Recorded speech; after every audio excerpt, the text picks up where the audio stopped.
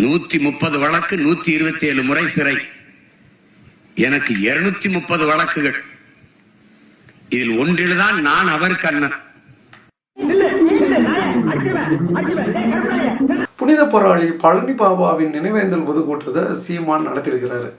சீமான் நடத்தினது மட்டும் இல்லாமல் அதில் பழனி பாபாவுக்கு 130 வழக்கு, அதில் 127 முறை சிறைக்கு போயிருக்கிறார்.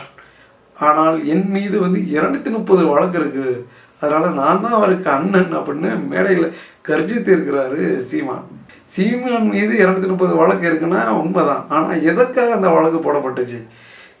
பழனி பாபா மாதிரி அரசை எதிர்த்து போராடினாரா, இல்லை மறியல் பண்ணி போராடினாரா, அதுக்காக வழக்கு போட்டாங்களா? கிடையவே கிடையாது. அவர் மீது போடப்பட்ட வழக்கு எல்லாம் அவதூறு பேசுனது, ஆபாசமாக பேசுனது. அப்புறம் இன்னொரு முக்கியமான வழக்கு ஒன்று இருக்குது, பாலியல் வழக்கு. ஸோ இதுதான் சீமான் மீது போடப்பட்ட வழக்குகள். என்ன சொல்ல போனால் 229 வழக்குகள் அவதூறு பேசுனதுக்காக. ஒரே ஒரு வழக்கு பாலியல் வழக்கு, அது விஜயலட்சுமி வழக்கு. நீ எல்லாம் பழனி பாபா கூட ஒப்பிடலாமா? சீமானுக்கு என்ன தகுதி இருக்குது? 230 வழக்கு வாங்கினா நீ இன்னும் பெரிய ஆளா? கிடையாது. பழனி பாபா மக்கள் பிரச்சனைக்காக போராடி வழக்கு வாங்கினவர். நீ பாலியல் வழக்குக்காக வழக்கு வாங்கியிருக்கிற. நீங்கள் 2 பேரும் ஒன்றா?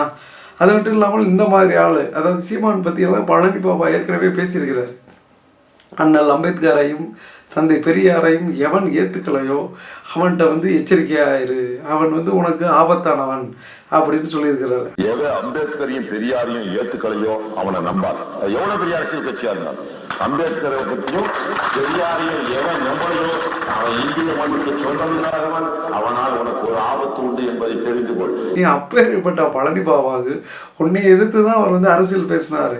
சீமானை எதிர்த்து தான் அரசியல் பேசியிருக்கிறார். நீ அவருக்கே நினைவேந்தல் நடத்திட்டு நான் பழனி பாபாவுக்கே அண்ணன்னு சொல்றிய, நீ அண்ணனா? நீ ஒரு வெண்ண அப்படின்னு தான் நமக்கு சொல்ல தோணுது.